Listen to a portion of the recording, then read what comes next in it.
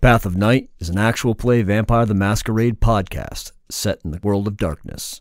We're all friends, we're here to have fun, but our story can include graphic violence, drug use, sexual content, and other mature themes. Content warnings can be found in the show notes.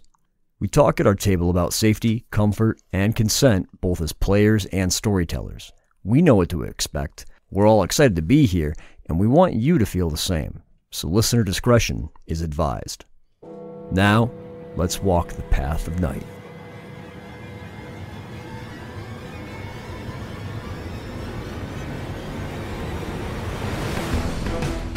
Last time on Path of Night, Miles, Britta, and Neil faced the temptations of the second rung of the ladder of heaven.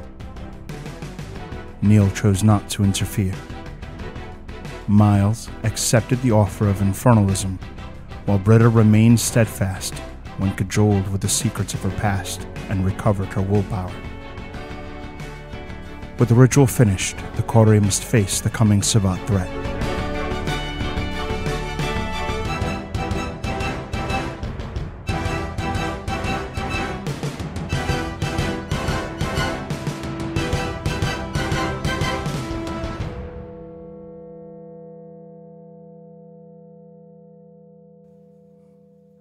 Wynn, Johnny. In the distance now, you can occasionally hear more and more sounds of ambulances, gunshots. Things are starting to heat up in the city. You see Britta crying tears of blood. You see just one tear from Miles. And then you see Neil, and his eyes snap open.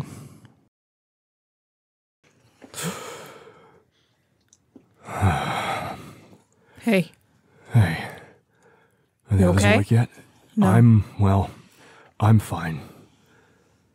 I really hope they are too. They're crying. Yeah. Johnny glances at his watch and then up at the sky. What time is it? Looking up at the sky, you can see that the stars are largely faded, and the sky is taking on that near blue color. The sun is coming. Yeah, we're cutting it close here. I went as fast as we could. It was, still faster than normal, I guess, but this is desperate times. And Neil sort of stands up and kind of brushes himself off a little bit and is looking really worriedly between Miles and Britta. Wynn kind of hands him a towel and a blanket just because she remembers last time he was pretty cold because he was drenched in blood. When did they start crying? We had to go deal with a situation. It's been at least an hour, I think. Yeah. Okay. Situation? Is something all right? Shovelheads. I think the war has started already. You can hear it. Johnny shakes the last Morley out of his pack, pops it in his lip. So it wasn't a lie then, or it was a lie, but it was an unintentional truth. An exaggeration, maybe. So they're coming. They're here, and if they're here now, and Neil listens to like the sirens and the gunshots and stuff going off in the distance. That means tomorrow night's going to be a rough night. And then he just looks back, not cleaning himself up, not like there's still blood all over him, waiting for Britta or Miles to move. Wynn kind of assumes a crouched position between the two of them. As Wynn crouches, Britta's eyes open. Oh, go away, leave me alone. Hey. It's okay, you're safe. You're here. Wynn? Well, Britta, you did it. You pushed them away. You chose yourself? You chose you? I think so. The Pendragons. You didn't try and save either one of them. You didn't. You realized yourself. I didn't get to see anything after that. I couldn't. I couldn't. You saw what I went through? Up until I had to choose not to. You walked away. You chose you. The beginning, Oh, I didn't see the beginning. I only saw starting at the second step of the ladder. Smeetsy tried to make me kneel as Tamahira, and I said no, and... Good. Then what you're talking about, I saw the three of you. Yeah, but you're here, and you realized it though, right? You realized it. He's just two halves of the same guy. That wasn't separate people at all. That was Neil, like a representation of everybody. Neil, Yeah. That wasn't the challenge. He wasn't the challenge. It was me. Yeah. Well, yes. That's what I. Yes, exactly. But you did it though. You figured it out. It wasn't the end of it. Shrike. There was another door, and I said no to learning who I am, and I hate it. I hate it so much. I was going to ask what he offered. Wynn kind of holds out her hands for Britta to take if she wants them, but she isn't going to force touch on her. Britta is very touch averse. Mm-hmm. She actively pulls away. Mm-hmm. It doesn't feel as if it's like a specific insult, but no, she cringes like there's something clinging to her. Yeah, Wynn tucks her hands away. I said no, and now I don't know if I'm ever going to learn that. But yes, I feel like me, Neil. Good. The you that is, the yous that you are, is you. That's the important part. And you get to be all of you. That was what I saw when we were there. You choosing to be you. And I had faith that you could do it. And I'm glad. And I know it hurts. It hurts every time to leave. Wynn just kind of watches Britta as she looks haunted by the loss of something she wanted so much for so long, and that she may never get the chance to have again. And she watches as Neil's words seem to, though well-intentioned, seem to be just water off a duck's back at this moment. That's not quite water off a duck's back. There is an active instinct of frustration. Johnny takes a long drag and then blows out the smoke. You sound angry. Do you remember a long time ago, Johnny? You were trying to get me to be mad. You're trying to get me to yell at you and show how I felt. I do. It never feels good. And I feel like myself, and that doesn't feel good either. It's what I needed to do. He nods slowly. Angry's not a bad thing. I've been sick of you acting so scared for so long. I am scared all the time. But you were letting that fear run you. Now you're getting angry at that fear, and I like that. It's good to see you not take shit from this fear anymore. Corner of Johnny's mouth kind of turns up a little bit of a smile. Do you mind if I ask why you said no? I wanted it. I wanted it really badly. I still want it. It's in the back of my head that maybe I can get back to it after we're done doing all this apocalyptic stuff we need to do, and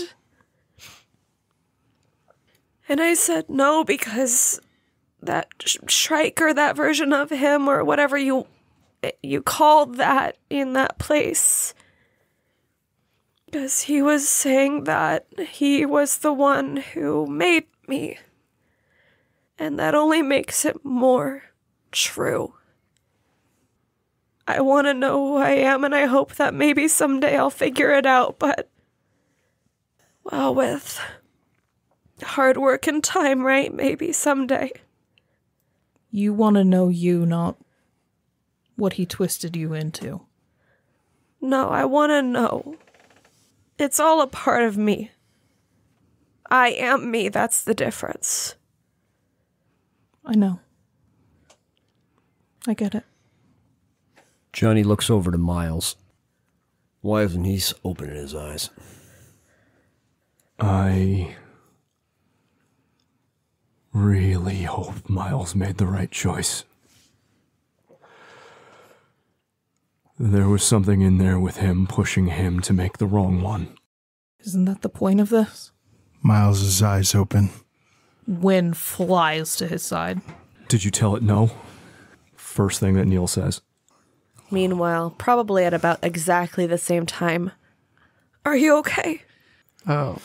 Miles, hit with an assault of various things at the same time, acknowledges none of them as he is trying to figure out what being in a body feels like again, and slowly opens his eyes. All right, that was a thing. He didn't say Miles here. Wasn't a telephone. Did you tell it no? Did I tell what no? The demon in the book. What? He watched maybe part of what we went through. I don't really get it either, but... I had a choices, and I said no to both of them. And what about the demon in the book? What demon in the book? It didn't reveal itself to you at all? I don't remember. I don't want to say its name, but we all know it. I don't recall. You don't recall? I don't recall seeing a demon. Neil? Neil's eyes furrow at that. It was suspicion and fear. It was Marcos or Elsa. It was giving me... This dreamscape was giving me the chance to bring one of them back. And you said no to both because the choice at that moment was to not take the power. Neil? You're talking at us a lot. Let them share what they went through. I'm worried that there are 6 people here and not 5. I understand. Let them speak for themselves. When Wynn asks him to, Neil quiets and steps back. I'm not saying don't look. I'm not saying don't listen. I'm saying let him have his words. And I gave it all up.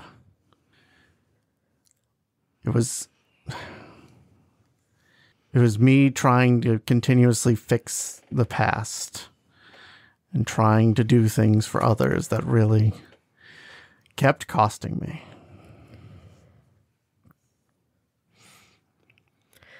Mine was a lot like that.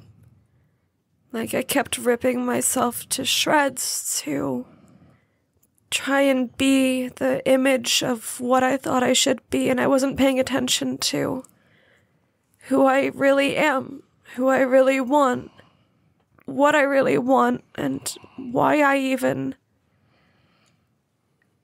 Just denying myself so much of that honesty. I put the book down and I walked away. I chose neither.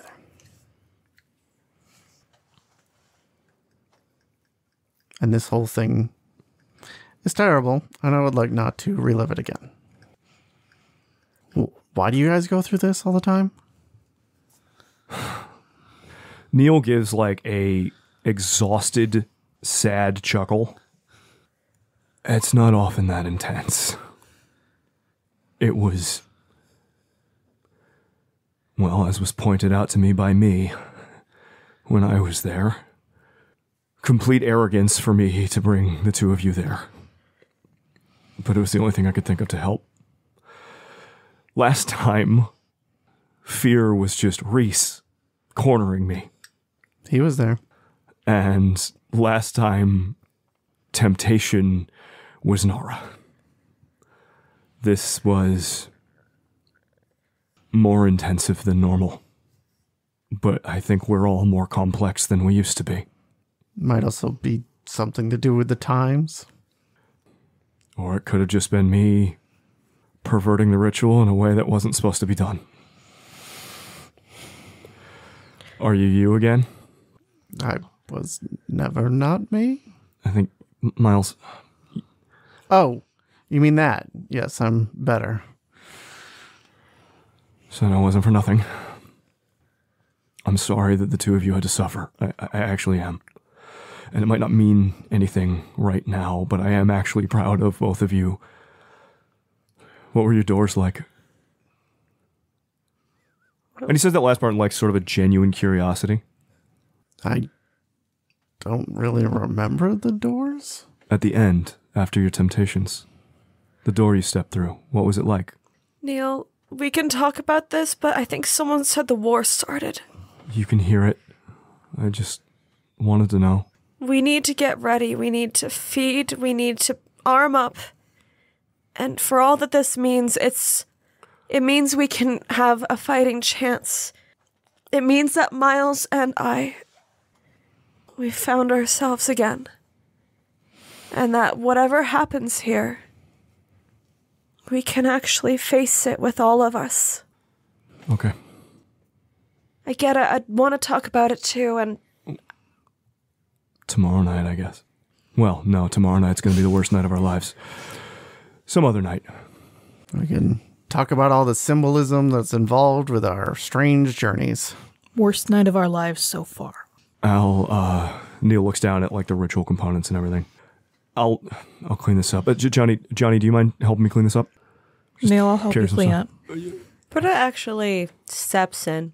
She takes back, I think, her hairbrush, right? There were a few things, but the hairbrush is probably the one that was missing most recently. She collects up her things, probably staining her hands with a little bit of blood if that had gotten onto them.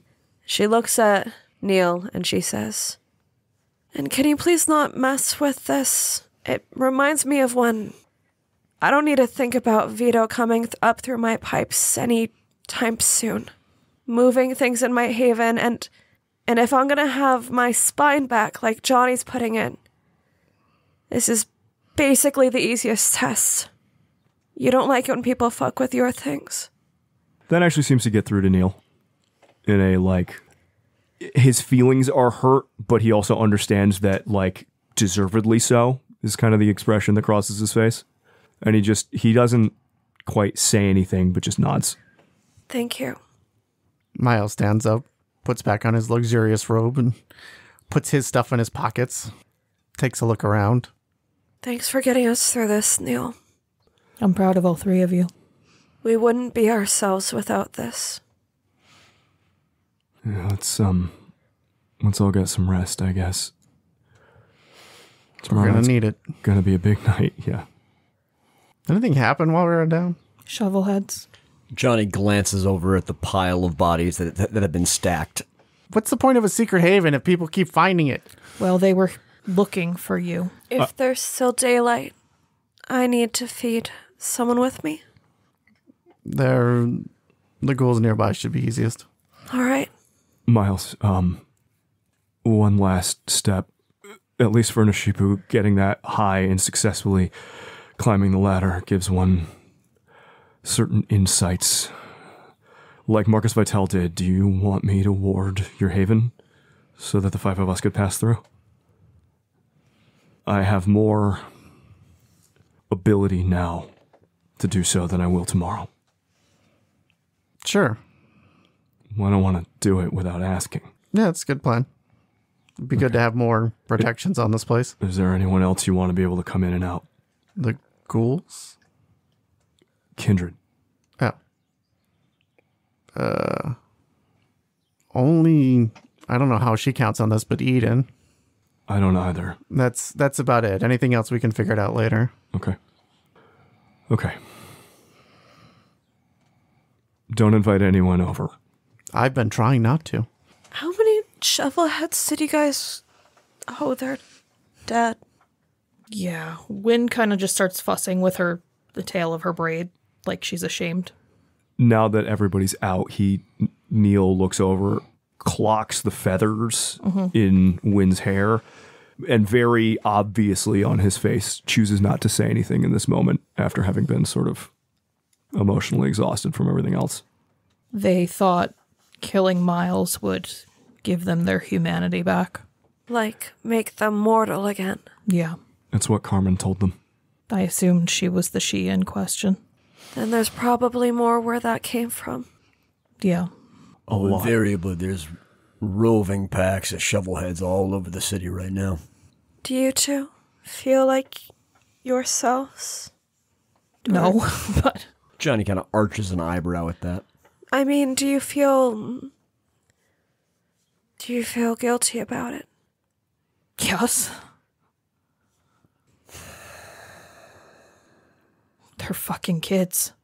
They were using flashlights and nail bats.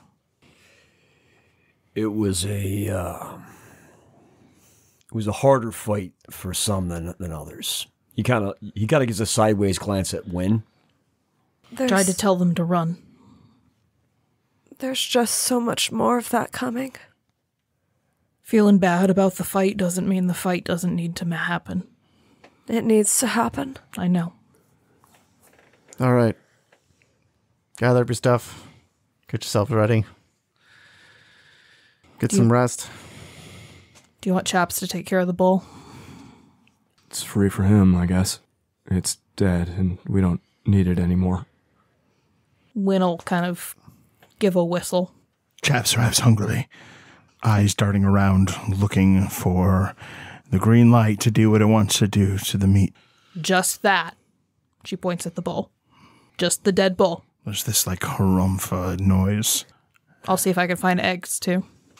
The satisfies it, heads over to the food. I'll send him a quiet, don't get too messy. He gives a quiet narrowing of the eyes and then goes back to eating. So weird when you two have conversations. Neil starts sort of cleaning stuff up and very clearly is looking, even after asking Johnny to help, is like looking for a moment alone with Johnny. Very clear. Keeps waiting if anybody's lingering around to help. Is like, no, it's fine. I got it. Give me a manipulation plus subterfuge. Oh, okay. Does my subterfuge spec in misdirect apply? No, because you're not using any misdirection. You're just awkwardly waiting. Yeah, and I'm also not using my fast talk. Everyone else roll perception plus empathy, please. I went inside. Except for Miles. I mean, I had said I wanted to go feed. I'm not sure if I should roll or not. It depends. Except for Miles and Britta. Okay. Only 3 successes. Just one success. A single success as well. Okay. No one notices anything unusual about Neil's behavior beyond the unusual that you've come to expect. Wynn takes the opportunity while they're cleaning things up to approach him. Okay, so I wasn't going to say it in front of Miles. He was being extremely cagey. And if Z's involved, I'm very worried. And I want you to keep an eye on him, please. When one approaches the veil and is ascending the ladder, most things are unreal dream constructs, just kind of normal manipulations of your mind, but there are also spirits and things that can prey, and I didn't want to say too much. And at this point, since Wynn brought it up, he is also saying this in front of Johnny. There are things that are real spirits, some people would say demons, that can attempt to manipulate, can actually be a part of it. Ordinarily, no. But Miles had an actual demon in his head, which creates a link, and no matter how much it's gone, there's still some sort of link there. There always may be. So, I don't know. But I saw a demon lurking there that he did not see. I'm sorry. Stop. What's the concern here? Neil saw something. Sure. Are we worried that Miles is possessed? Or that he made a deal with Z? Is that possible in a dreamscape? Ordinarily, no. Under these circumstances, I would say possibly. So you're concerned that he has infernal powers now? Or that he's... Simply struck a bargain. I don't know. talking to Z again. Can you fucking tell that from his aura? I look over as Miles and Britta are walking into the house, Okay.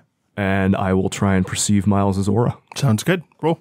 Before you do that, Johnny, seeing you look away after he asked a question to you, puts his hand in front of your face and goes, What? I asked you a fucking question. Can you see that from his aura? I'm about to check. Well, then say that. Okay, well, I thought We're having a conversation. Do not look away from me when we're fucking Johnny, talking. if the question is, I've been up all night. Okay. He can be a little bit fucking straight we're with me. both up all night. We're fucking vampires. Relax. Okay, I hate to point this out, but if you guys are that loud, I feel like we would notice. They may absolutely hear this. Britta had been in the middle of attempting to wipe her very bloody face, and her sleeves look like a red ombre.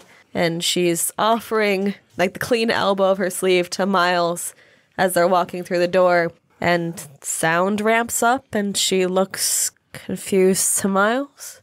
He just shrugs at her and just I don't know. Just kind of continues to keep walking because they're doing whatever they're going to keep doing. And Why are they yelling? We're the ones that went through the ladder. stuff went on tonight. It's been a couple days. Yeah, it has. Sounds like they decide to go inside and get cleaned up. Neil looks over as they're going in, as Johnny's yelling. So if they look back, Neil's just staring at them as he's getting yelled at by Johnny. Lex, I got 10 successes on an aura perception. What is your question? Is anything about Miles's aura infernal, and is he being deceptive? I know I got a million more questions. I just would like to double down on those two. He is definitely not being deceptive. He's literally walking away. But as far as infernal taint goes, you don't see anything there either. He's fine. Other than that, Lex, with a bunch of successes here, what are his primary emotions right now? Miles, what are your primary emotions right now?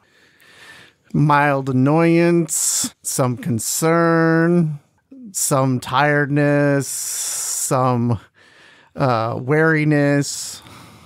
I mean, a little bit excited about all the fighting that's about to come. You see Neil, as he's looking at Miles, zone out and look really intensely until he disappears into the house. And then he sort of breathes a sigh of maybe relief. And then for the first time since the ritual started, really self-doubt. I didn't see anything different.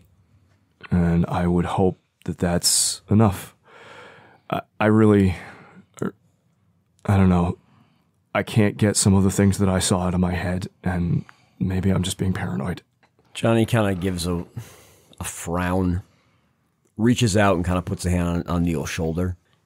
Look, Neil, you did really good tonight. I hope so. No, you fucking did. I don't understand any of this shit, but the two of them came out looking different than when they went in. This whole thing was actually really impressive. I hope so. I hope I didn't make a huge mistake. That's all we can ever hope for, man. Look, it's getting late. I got to do this early. I mean, ritual before we go, so we got to do this now. I guess you go take care of that. Wynn, keep an eye on him. I'll clean all this shit up. Let's go now. Sun's about to come up. Neil sags, like all the exhaustion hits him at once, and he just goes and starts trudging towards the house to do the warding ritual. You want a piggyback ride? No. Okay. Thank you, Wynn. Thank you for keeping us safe. I don't think anybody said that, but thank you to the both of you. You don't need to thank us for keeping you safe. That's what we do. They're going to be really fucking pissed at me, aren't they? Who? The two of them. I put them through hell. I think when we're tired and we're full of doubt and we're feeling a lot of big feelings, it's very easy to turn to blame. But I don't think there's any blame to be had. I guess we'll see. Thank you. Well, I'll punch him in the dick. Thanks, Wynn.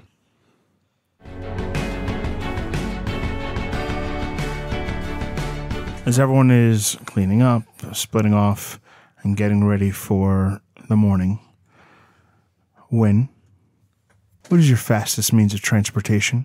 My fastest means of transportation? Yes. Me personally? Yep.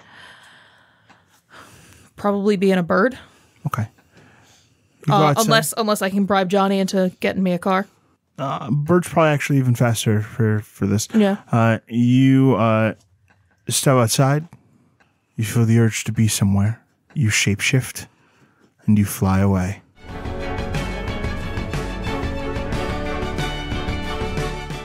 The next night, the group of you, perhaps for one of the only times this has ever happened, find yourselves waking at the same time, as each of you are startled from your slumber and aroused by this tremor that shakes the earth. Miles, at your door, banging on it, are one of your ghouls. Sir, there's a situation. Enter. He opens the door. There is an attack that's happening. People are going crazy all over the city. There's a fire downtown. Very good. Get the ghouls prepared. Let the others know. When you open your eyes and sit up addressing him, you see that your ghoul is already strapped with an MP7 slung onto him, heavy body armor, and he has this look about him that tells you immediately that him and the boys have been prepping for combat all day. Give me whatever status report you can in 5 minutes. Understood. There are kindred who are arriving shortly. They called ahead, but there are some equipment deliveries and a handful who are looking for asylum at a haven that they can lay low at for the time being. We'll provide them what we can. He's not inferring that they're coming to, here. That is exactly what he's just said. I'm sorry, how did they figure out where here was? Do you know? No, sir. I thought you had told them. I hadn't told anyone. He kind of makes this wry face and steps out. Britta comes round the corner, eyes wide. Was that an earthquake or? I have my doubts, but there seems to be a fire downtown. So we should all get ready. Gear up. It looks like it started. Did you, pick up that bow? Yeah, you have that. Also, we should take along with us the 50 cal lent to us by Arabella. I'll get suited up. Bow, gun, knives. Do we have flares? Yes. All right. Johnny comes walking in, looking around. Any of y'all seen Wynn? She's not here? I haven't seen her anywhere. I don't think any of your ghouls have seen her either. Shit. That's not good. Johnny, give her a call. I'll try. He steps away. Miles is going to start actually putting his gear on instead of just sitting around in his silk pajamas. Neil comes upstairs with no longer like a fanny pack even, just a satchel bag, and he's just shoving lots of things into it. Okay, so it's time. It's happening. It's happening now. I don't know if hopefully the wards will hold here, but we need to be. Where do we need to be? You and Miles, you and Johnny were working on a plan for disbursement, or does anybody have a shotgun or something that I could? Yes, just in case. Here's a shotgun. Here's some regular rounds and some Dragon's Breath rounds. They're color-coded. Okay, so the shells are color-coded, but this is a regular shotgun. So if I use the one, if I use the Dragon's Breath rounds, is it going to destroy the shotgun, or is it might warp it some. I'm only going to do it once and then run, so this isn't my... Right, I'd rather have it than not have it like we used to do. Right, we have more shotguns if necessary, so, these aren't special. I don't want to use it, but, we should be prepared. Yeah. I need direction. What should I be doing right now? Help me get Johnny's stuff together for him? Yeah. He's calling Wynn. Yeah, I haven't seen her. Is she here? We don't know yet. Neil looks deeply crestfallen, but then goes to busy himself trying to get... Any things you can put upon us before we get out in the field? We can call the moon before we go. There's other things that I can do but it's mostly for myself, unless we want to prepare. It only lasts an hour or two, but I can, when we're moving, so long as you stay close to me, when we're moving, I can cloak all of us. There's Okay. actually something I can do, I think. It'd be the first time I'm trying it, but a long time ago, Elsa was talking about this thing that I could do that bolsters parts of the self. We'd have to sit and look at art for a little while, and I could try it. It can really help with calming us, keeping our heads on straight, or maybe our bravery, our resolve. Whatever we need to do. It looks like we also might be having visitors sometime soon. Unnamed kindred delivering equipment. I warded the house before bed last night. Do they have to come inside, or? I really hope they don't come inside. I don't know who they are. One of the ghoul approaches. Sir, they're here. They're at the door. What do you want us to do? I finish strapping on my equipment, including my new sword, and tell the ghoul, lead me to it. Everyone else continue preparations. You sure you don't want someone with you? You should have at least someone with you. Keep an eye out from the windows or something then. I will. And Britta will take one of her guns and get positioned comfy at one of the windows. And I will go out and meet our uninvited guests. Miles, you open the front door. And the lawn, the street, everything you see is washed in a blood-red glow, and your eyes drift straight up to a star that hangs in the sky a third the size of the moon. And it is a red, hateful star. And for the briefest moment, you find yourself looking through eyes that are not yours. And around you, you see skyscrapers, tall and looming overhead. There's gunfire, there's violence. You see two vampires fighting side by side. One of them is a man who has the gaunt, pale look of a path-dead canine. But on one side of his face, there's this slight tinge of a sunburn. And in his hands is a sword. Beside him is a man in a leather jacket, long stringy hair that's a mess, and he has these massive 2-foot claws made from like thick bone spurs that protrude from his hands. And the two of them are fighting off what looks to be multiple Camarilla kindred. And Roman Pendragon's army is everywhere, brawling open in the streets against the Sabbat. You look down at your hands and realize that you are looking at Roman Pendragon's hands.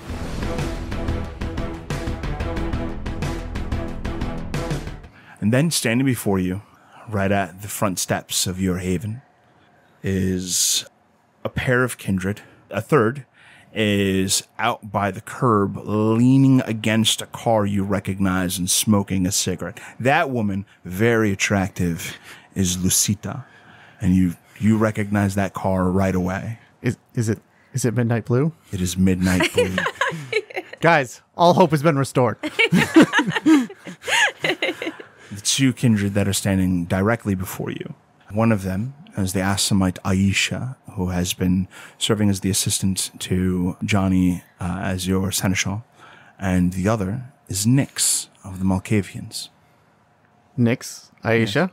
Nyx seems to regard you with narrowed eyes, and she says, "It has begun, and I am simply stopping by to speak to Neil. May I enter?" I don't think so. Neil has done something to the house. I can bring Neil out here. She frowns slightly and holds her hand out. Yes, I see. Yes, please.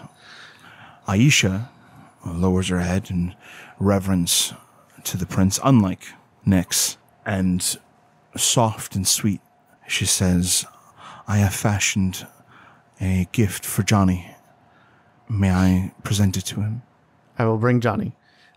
Quick question. How did you guys find out about this place? Nyx smiles. There is nowhere you could have gone that I could not find you. Okay. Thanks.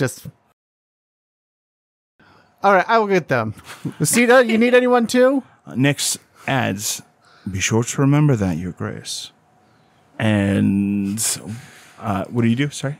I look out. Lucida, do you need me to get anyone for you also? Nope. She kind of like relaxes and lights another cigarette. All right. I see the car's in good condition. Oh, thanks. She pats it like it's her car. I am narrowing my eyes and going back inside. I have a nearby servant go get Neil and Johnny and telling them they have guests and they need to meet them outside. Coming up from behind you, Johnny goes, no need to get me. I'm right here. It looks like he's pretty strapped, ready for battle. Pops some Morley in his mouth and lights it up. Who's outside?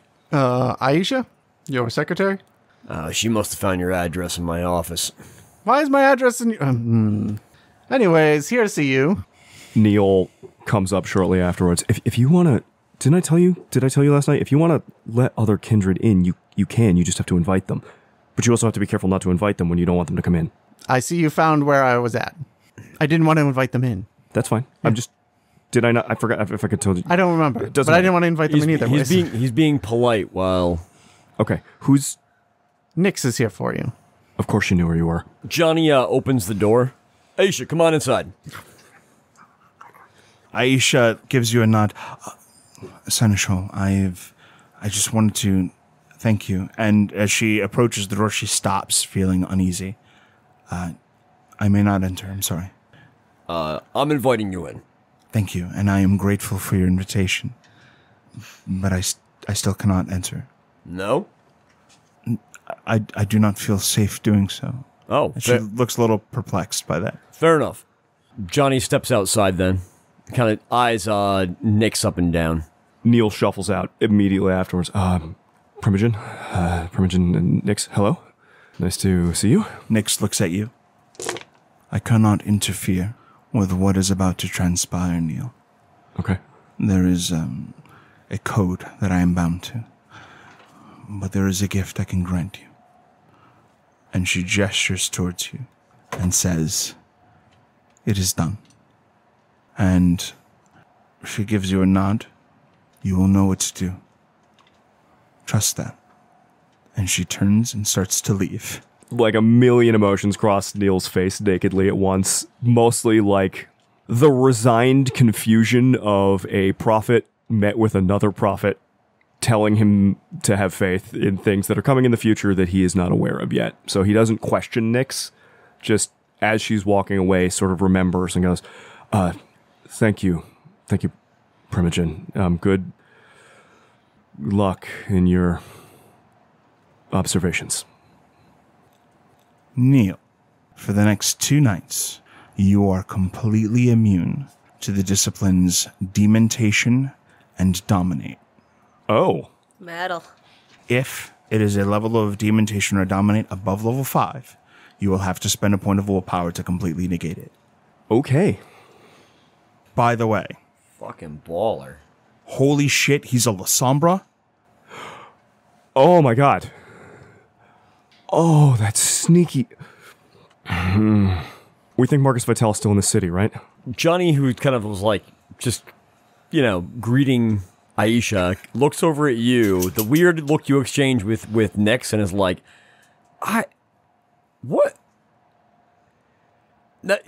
Neil... We knew he was the mole. We think he's still in the city, right? What are we even talking about? Marcus Vitale. Vitale? Yeah. He kind of looks back and forth between you and Nyx, who's walking away. Yes? Okay. Okay, great. One second. Aisha, what can I do for you? Yep. Aisha, one moment, and she hustles back to the car. And Lucida kind of reaches into the passenger seat, like right around that little tight space where one's legs might fit. and retrieves a bag with some sort of weapon kind of poking out of it. And Aisha hustles back. She sets the bag down. She crouches down and kind of opens this this gym bag. And she takes out two things. One, part of it kind of hanging out of the bag itself. She takes out a fire axe. The fire axe has a kind of crimson sheen along its edge. She sets that down. You must not touch its edge, Johnny. But this is the backup. She kind of says with a little bit of pride in her expression. And she then takes out what might look like a sort of gauntlet, but there is this blade that comes out about 6-7 inches from it. And you recognize what looks like some sort of cross between a gauntlet and a guitar.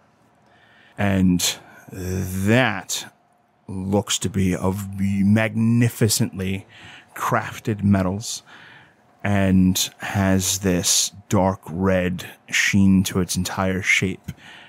And on it, there's this kind of oil on the blade itself that seems to have these flecks of silver and like this ruddy, almost like a molasses. And she presents that to you, and she says, you must also not touch the edge of this weapon, but it is a fierce weapon, one that I have spent a great deal of time preparing for you, one that is meant to slay elders and protect this city. It is my gift to you.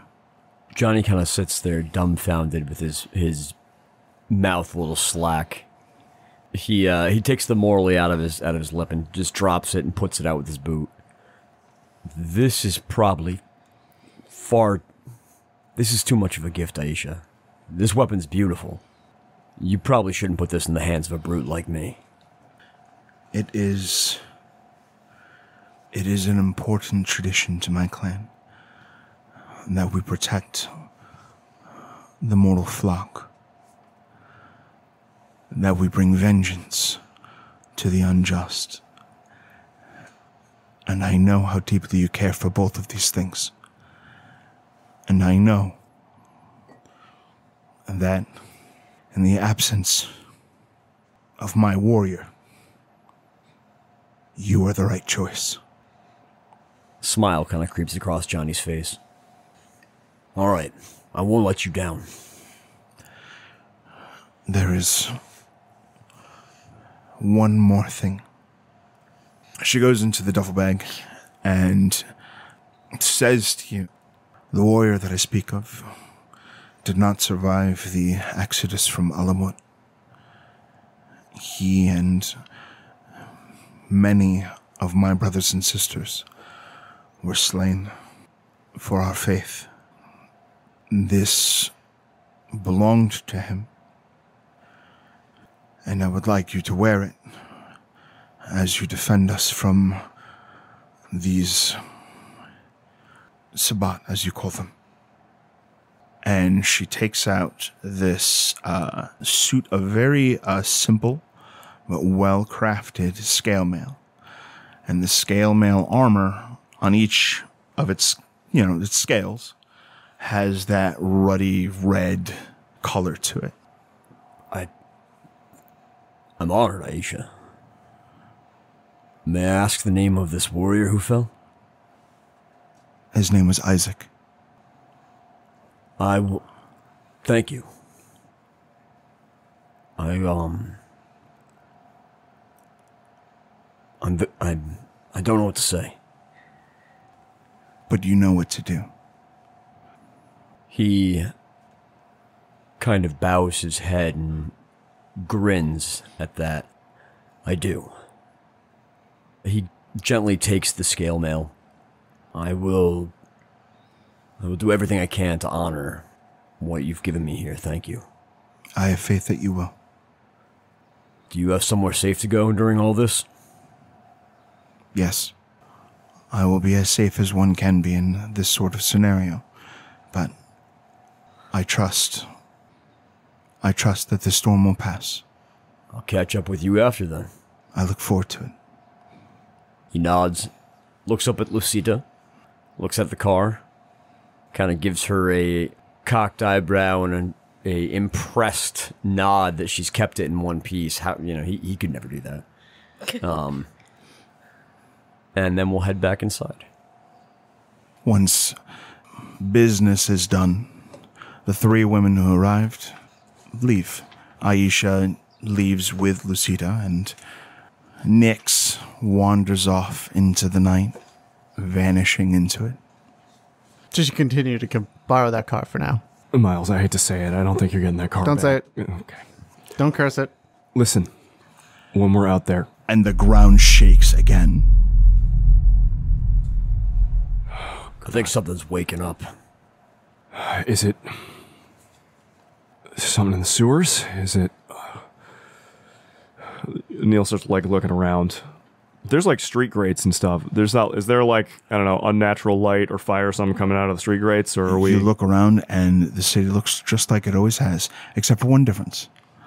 Just like I had mentioned for Miles, you, Johnny, all of you can see the star hanging so close in the sky and washing everything in this strange red light.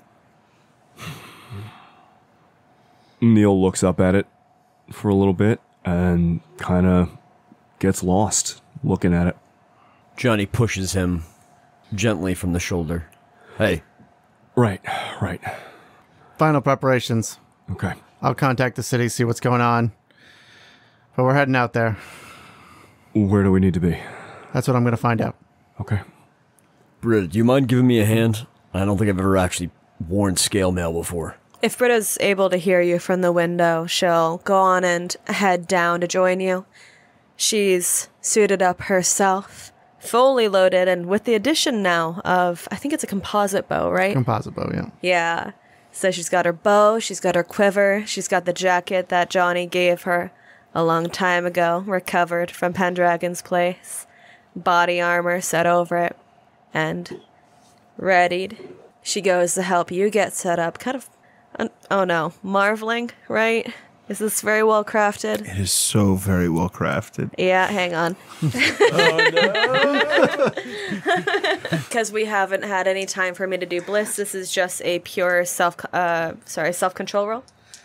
This is self-control difficulty 6. Yep. 2 successes.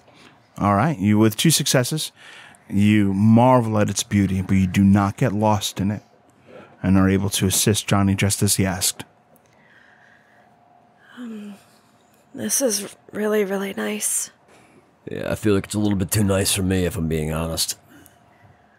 Well, you're gonna scuff it up a little bit. Let's hope not. I'm kind of hoping that it hits the armor. He kind of looks up at you and smiles that, no, you're probably right. Nods. Neil, you recognize the tinge to the gear that has been given to Johnny, and you recognize it as the blood tempering. And you know Johnny might not actually even be physically capable of scuffing up that armor. Johnny, that came from the children of Hakim. I know. It's been tempered by blood. It's, as far as I'm aware, indestructible. Well, for my sake, let's hope so. Aisha, that's a lot of trust that she put in you. He gets very sober at that and kind of nods along. You're going to be worthy of it. I know you are. We're going to do our best, right? He kind of looks at everybody. I like the idea of you wearing an indestructible armor. I think that you can make good use of it. And how the hell do I put this thing on? Kind of lifts up the weird gauntlet blade that was given to him. Don't trust the blade. Hang on, say She said that. Here, I'll help you set it on. Just be careful with it. The children of Hakim use various toxins and whatever that slay kindred, and so You don't want to touch anything with it that you don't want to kill. What, are you scared of me dropping it? And he kind of like shoves it around. Neil actively I need a jumps. Dex plus athletics roll. Fuck you. Guys, what are the chances Garrett fails this roll? Oh, no. It's statistically impossible. Oh no. Shut the fuck up. Rebecca's not feeling this. No. No, I am not. 7 successes. Johnny catches it quick, and the blade very nearly touches his finger. Johnny, it touches your finger so close that the edge of your fingernail touches this residue, and that edge of your fingernail is simply gone. Kind of glances down at that and goes, huh? There's the slightest sizzle. So maybe save that for something big. Speaking of which, getting across the city, I know last time with Marcus Vitale, there was a mistake was made by me, and our obfuscation was broken. I can do the same thing, but before we go, I can also do it less powerfully, but mystically, so that we can, redundancies and redundancies, right? Can't be too paranoid in tonight's nights. But if we do get separated and you see him, I need you to remember me saying this, and I know you're not going to believe it because I don't think you're capable of believing it. And that's not a judgment call. That's just a Marcus Vitale is a La Sombra. He is not a Ventru. And I know that in your minds you know that he's a Ventru, and I am telling you the only way this works, and it was only because of just now and clarity of mind, he is using a discipline to make you think that, but he's not. So if you find him, approach with caution. Again, not that we wouldn't anyways, because we already saw what he could do, but Miles, he's not a member of your clan. He's lying. Lex, what does this translate to on our heads? It sounds a lot like Neil is kind of just being crazy. Is this some kind of weird, like, blood magic thing? Neil sighs. Forget it. It's not important. Are you trying to, like, take away his, like, Ventru nature through some kind of weird bullshit you're making up? I need to see him to hurt him like that. But for now, we need to go, right? Forget it. I have a bunch of these shotguns made. Johnny, here's a shot off one with 2 dragon's breath rounds. Just shoot it, throw it, do whatever you want with it. So Johnny puts his leather jacket on over the scale mail that he's wearing, then fixes a sheath for the shotgun to his back, along with the blood-tempered axe. And then I'm not sure how I'm going to fucking carry this weird arm scythe thing. I think you wear it. Yeah, I guess I'm going to have to, huh? I guess Johnny is going to take out his boot knife, and he's going to make an incision and basically cut off the front part of the arm of his leather jacket to fix this blade onto his forearm. Because it needs to go as a glove kind of thing, right? Right, it comes halfway up your forearm. Yeah, so like a tonfa almost, right? Exactly. Yeah, so he'll actually just remove part of the leather jacket so that he can make room to fix this thing on. So he's got that blade there. Is there any way we can get some kind of actually, you know what? He'll use the removed part of the leather jacket and basically just kind of make a leather sheath to go over that arm blade. That works perfectly. Johnny, did you hear from Wynn? Yeah. I haven't heard anything from Wynn. We don't know where she went. Should one of us try to summon her, or might that put her more in danger? I want her here, obviously. I want her with us, and she wants to be with us, but she's also an Archon, and the city is under siege, and there are Justicars in the area. It's not a huge leap to guess where she is. Summoning her may further endanger her. So give it, an hour, 2 hours? Give her an hour, and if we haven't heard, I'll go to her. I'll find her. I can find her anywhere, if we have to. And Neil pulls out of his, duffel bag a little photo book, and there are little Polaroids of all of you guys and several other people in there. Amongst the stuff that Britta had brought to the car when she asked Neil to help with getting Johnny's stuff prepped, she had actually gotten some of Wynn's stuff prepped. There's a go bag that would suit Wynn in her usual style, set alongside everyone else's. Miles comes out of the house, and the gear is different than normal. He is wearing a embossed breastplate with a combination of chainmail and Kevlar as part of it. He's wearing a gold circlet around his head.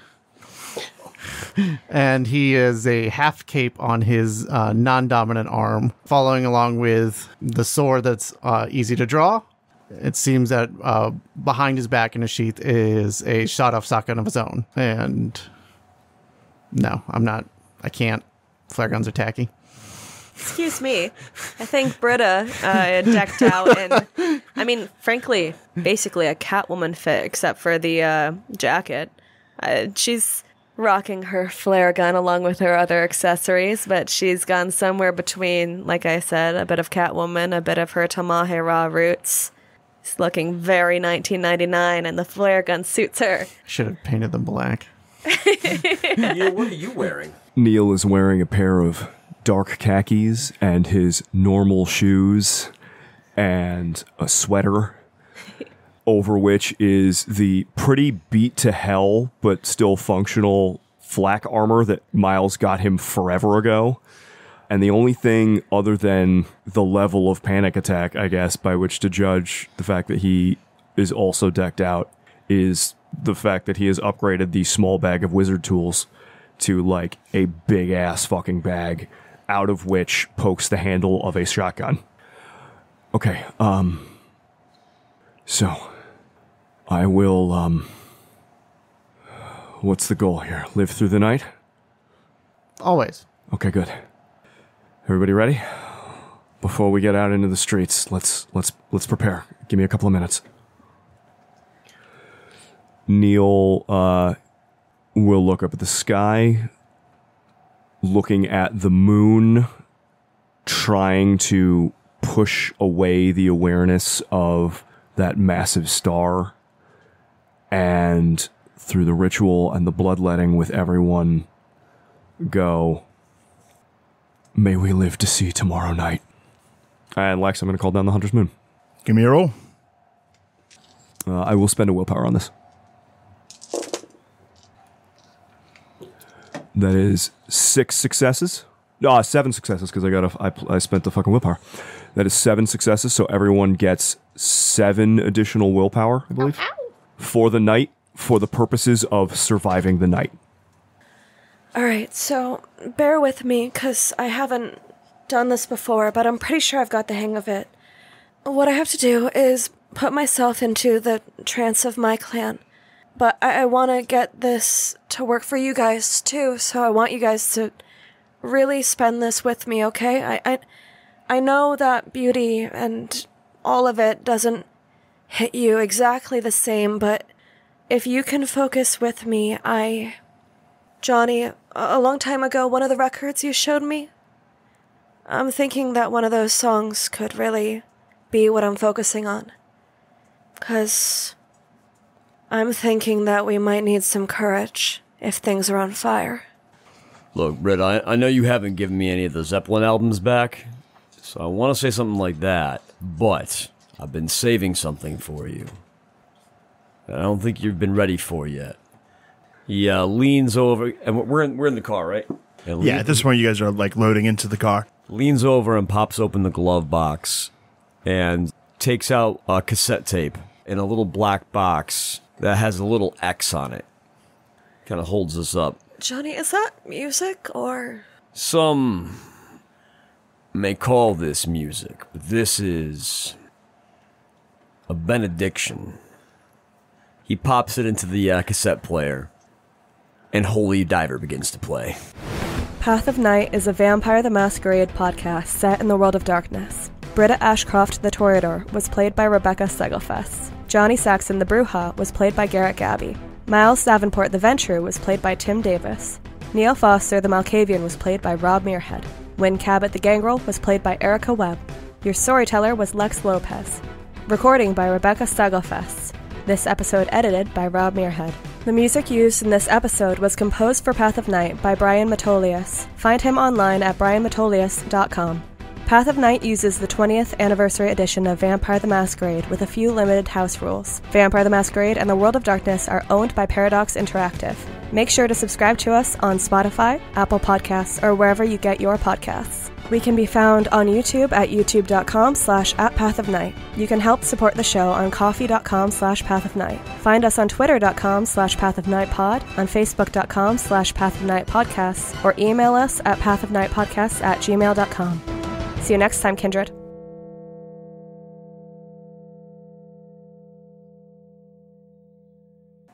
This is giving some serious, like...